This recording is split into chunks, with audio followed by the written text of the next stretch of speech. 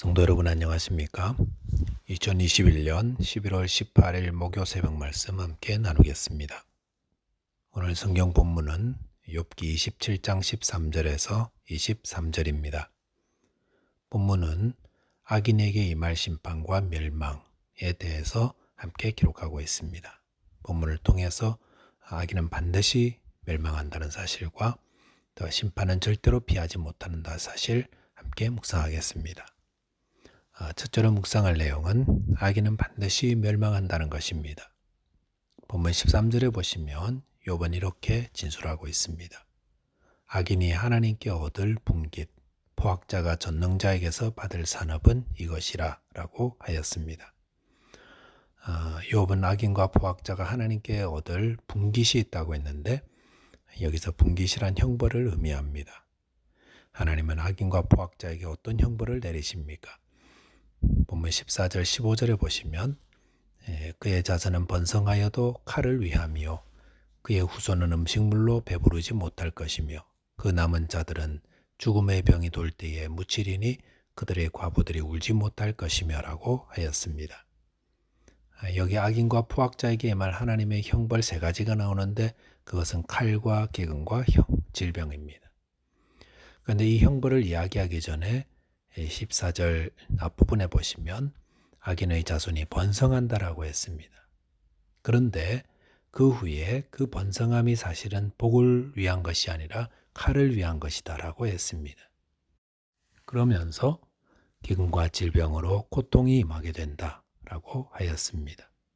그러니까 악인들이 지금 번성하고 형통하게 보인다 해도 그것이 사실은 복이 아니라 곧 임할 형벌을 위한 준비다라고 말하는 것입니다.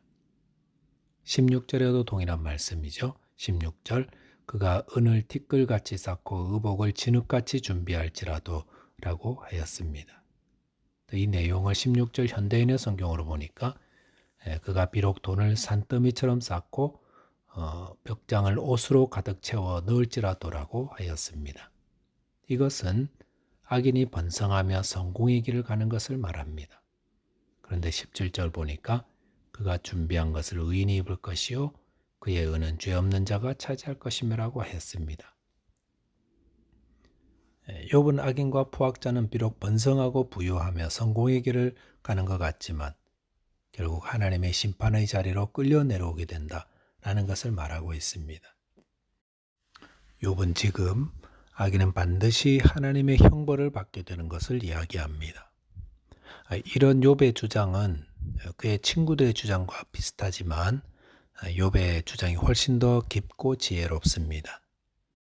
욥의 친구들은 악인이 형벌을 받는다는 것을 단순히 이 땅에서 살아있는 동안 이루어지는 것으로 이해하였는데 욥은 악인에 대한 하나님의 공의의 심판을 더 긴 하나님의 시간 속에서 이루어지는 것이라고 말하였습니다.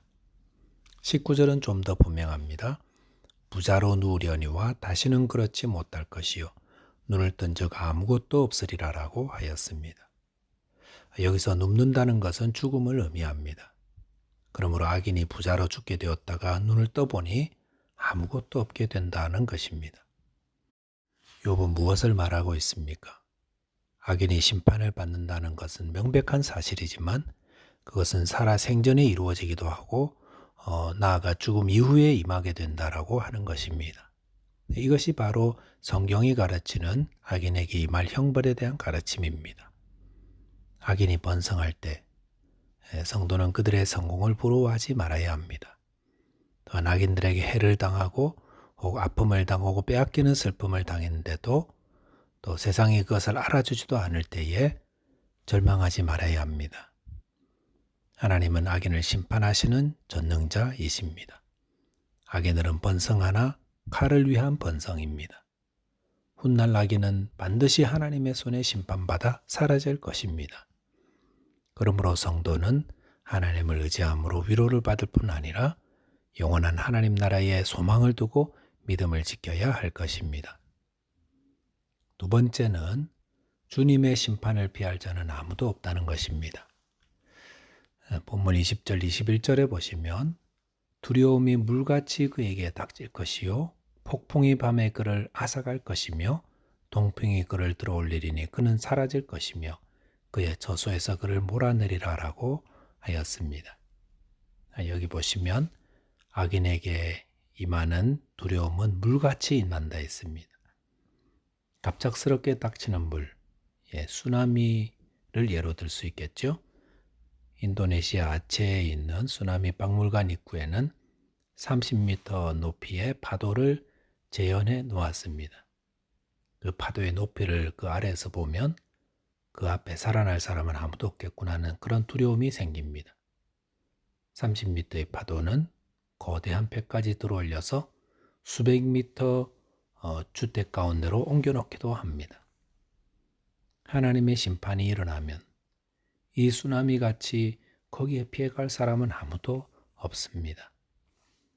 데살로니가 5장 2절에서 6절까지 보시면 주의 날이 밤에 도둑같이 이룰 줄을 너희 자신이 자세히 알기 때문이라. 그들이 평안하다 안전하다 할 그때에 임신한 여자에게 해산의 고통이 이른과 같이 멸망이 갑자기 그들에게 이르리니 결코 피하지 못하리라. 형제들아 너희는 어둠에 있지 아니하매 그 날이 도둑같이 너희에게 임하지 못하리니 너희는 다 빛의 아들이요 낮의 아들이라. 우리가 밤이나 어둠에 속하지 아니하나니 그러므로 우리는 다른 이들과 같이 자지 말고 오직 깨어 정신을 차릴지라 라고 하였습니다. 여기서도 하나님의 심판의 날은 밤에 도둑같이 이른다고 하였습니다. 밤에 잠잘 때에 혹은 외출하기 전에 도둑이 들 거라고 예상한 사람은 아무도 없습니다. 그런데 다녀와 보니 온 집안이 다 털려 있더라는 겁니다. 이럴 줄 알았으면 잘 지키고 있었을 텐데라고 후회하지만 그때는 이미 늦은 때입니다. 또한 주님의 날은 임신한 여자에게 임하는 해산의 고통과 같다 하였습니다. 이것 역시 너무 갑자기 임하는 것이라 해산을 앞둔 임산부들은 멀리 가지도 못하고 항상 긴장하고 삽니다. 주님의 날은 우리가 알지 못할 때 갑자기 임하게 됩니다. 그러므로 어떻게 살아야 할까요? 오늘이 바로 그날인 것처럼 살아야 합니다. 오늘 주님이 오실 것입니다. 그 마음으로 하나님을 사랑하고 이웃을 사랑하며 복음을 전하는 자로 살아야 합니다. 하지만 악인들은 그렇게 살지 않습니다. 그들은 하나님은 심판하지 않으시고 그들의 시간은 영원할 것이라고 생각합니다. 그러다가 쓰나미가 와서 다 쓸어가 버립니다. 그러다 도둑이 들어 다 뺏기고 후회하고 그러다 진통이 갑자기 와서 당황하게 되는 것입니다. 하나님의 심판을 피할 악인은 아무도 없습니다. 22절에 보시면 하나님은 그를 아끼지 아니하시고 던져버릴 것이니 그의 손에서 도망치려고 힘쓰리라 라고 하였습니다. 하나님의 심판을 피해 도망갈 수 있는 자는 아무도 없습니다. 그러므로 하나님의 심판의 날이 이르기 전에 악을 떠나고 회개하며 깨어 기도하는 자가 지혜로운 자입니다. 말씀을 정리하겠습니다. 악인은 반드시 형벌을 받습니다. 그 형벌이 임할 때에 지금까지 번성한 것들 다 심판을 위해 준비된 것임을 알게 될 겁니다. 또한 하나님의 심판을 피할 악인은 아무도 없습니다. 그러므로 이 말씀을 듣는 지금 바로 자신의 악을 회개해야 구원을 받습니다. 함께 기도하겠습니다.